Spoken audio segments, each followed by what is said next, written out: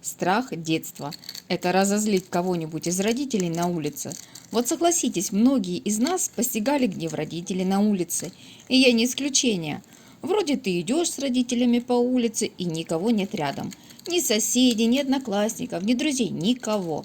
И чуть стоит вам с мамой повздорить, чуть стоит ей на тебя прикрикнуть, как тут же каким-то волшебным образом рядом с вами на улице оказываются совершенно все знакомые вам люди. Ты просто идешь и думаешь: Господи, женщина, не кричи на меня на улице, пожалуйста. Приди домой, накричи на меня, наругай, не знаю, избей меня.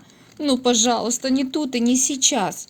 Когда кто-то из родителей начинает тебя отчитывать на улице, самая распространенная ошибка у всех, знаете какая? Это сказать: может, не будешь на меня так кричать, тут мои знакомые, мне стыдно. Потому что начинается вот это. Кто на нас смотрит? Вот эти? Это перед ними тебе стыдно? Да? Перед посторонними людьми тебе стыдно, а перед мамой себя так вести не стыдно? В общем, не бесите родителей на улице. Моей подруге очень повезло. Парень подарил ей щенка. Он был такой милый, няшный, ласковый. Но в семье моей подруги не очень хорошо приняли собаку, так как в квартире проживало 6 человек в двушке. И еще была злая кошка противная. За щенком никто не хотел ухаживать, он просто доедал кошачий корм. И его даже не выгуливали.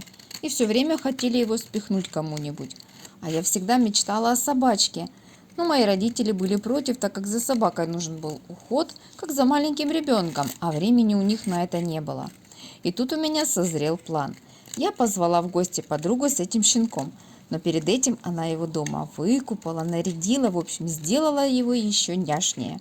И когда этот маленький шерстяной дружочек перешагнул наш порог, мои родители сразу же в него влюбились. Я, конечно же, не ожидала, но мой папа начал тискать его и говорить: блин, какой классный песик.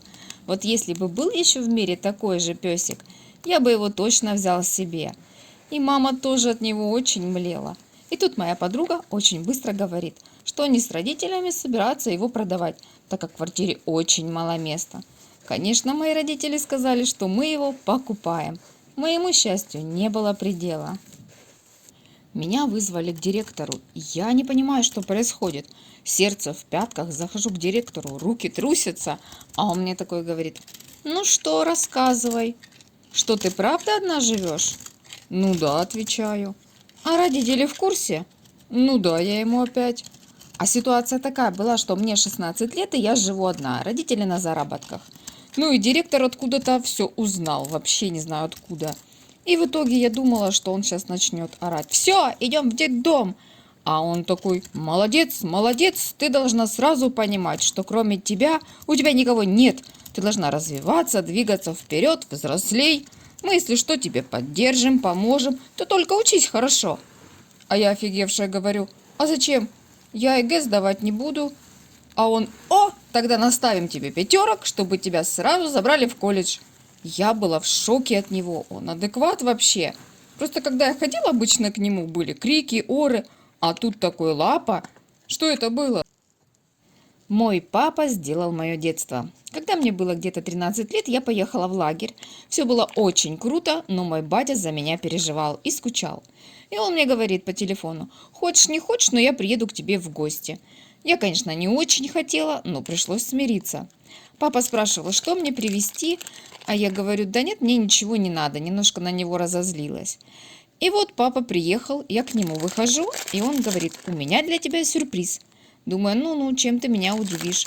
А он достает Биг Мак. Я думаю, блин, офигеть, я так заскучилась по фастфуду, по вкусной нелагерской еде. И он говорит: ну это еще не все, пойдем за мной. Мы идем к машине, он мне говорит: открывай багажник. Открываю и вижу, что там лежит примерно 15 таких же Биг Маков и ведра с разными ягодами. Он купил не только для меня, но и для ребят, с которыми я общаюсь. Это была самая вкусная еда в моей жизни. В детстве, когда мама отправляла меня за продуктами, я всегда как бы 100 рублей оставляла в кармане. А когда приходила, говорила, что все продукты подорожали и денег хватило впритык. Нет, меня не мучила совесть, мне просто хотелось мороженка всегда. И причем ведро мороженки. Вот мне нужно было съесть и все.